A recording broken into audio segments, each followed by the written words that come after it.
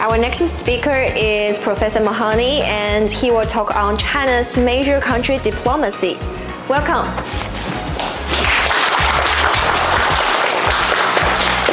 Thank you. When we talk about major country diplomacy, when we talk about these new developments coming from China, what we also talk about is changes unseen in a century. So we have a new era where we have these changes unseen in a century, and this is requiring a new type of diplomacy, a major country diplomacy. It really begins to reach a new critical threshold, a new plateau in time with 2021, right? And this is when we reach the first centenary goal of achieving a Shanghai society, a moderately prosperous society. And this is when we see China rising as a major country in the world. What we also see is that China at this time has the world's leading industrial system. It's also the major trading partner of most countries in the world. We could go back to 2001, 2008, and 2020, and then of course 2021. 2001, for example, we have China joining the WTO. 2008, we have our next turning point.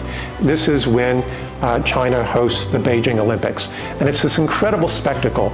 And 2020 is very interesting because this is the year that China recovers, right? Recovers from the outbreak of COVID-19. To be honest with you, I used to work in public health, and most people believed it was impossible that China managed to stop it. But they did so in 2020, and they were able to save the world economy, but also produce a lot of the things that were necessary for other people to survive, right? Producing the various products that were needed. But that same year, the United States collapsed. More than 1 million people will die. How did the US government deal with this financially? They increased the money supply by 20%. What this brings us to is 2021, right? That's the year that China, despite the pandemic, achieves the Shanghai society, while the United States is still struggling to move forward. It's also increasingly feeling vulnerable to China's rise. China was already thinking, we need to develop a new foreign policy. We need to figure out a way for China to move forward in this world where globalization is still vital to China, where we still want to engage, where we want to pursue win-win development schemes with other countries. So this is where we see China advancing the major country diplomacy. Now what we can see is that China is very, very keen to emphasize things like true, or what they sometimes translate as genuine multilateralism, right? Working through international organizations like the United Nations, like ASEAN, but also the World Bank, the World Health Organization, all of these key major international organizations that can be instrumental in global governance, right?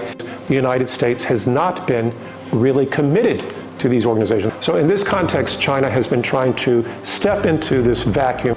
So in this context, promote true or genuine multilateralism, oppose small bloc building, right? So a small bloc would be something like NATO, but it can also be something like what we're seeing in the US in terms of AUKUS. When we talk about true multilateralism, but we also talk about opposing small bloc building, the key here is to avoid hegemony. And so we're in this period where hegemony has been ruling for a long time under this unipolar world led by the United States. But now that this unipolar world is in decline, but we've also seen China building other organizations, for example, the AIIB, the Asia Investment Infrastructure Bank, to try to finance large development projects in Asia.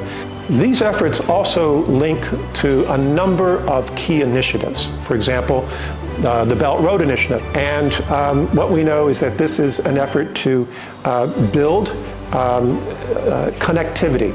Now, more recently, what we've seen is the Global Security Initiative. But shortly after this white paper was released, we saw the first major outcome of this new security initiative, which is the resumption, China successfully negotiating the resumption of diplomatic relations between Saudi Arabia and Iran, right? An incredible achievement. And so I think we may be reaching a tipping point where various countries in the world understand that China can play a constructive role, must play a constructive role through the rubric of major country diplomacy to help solve crises like this one.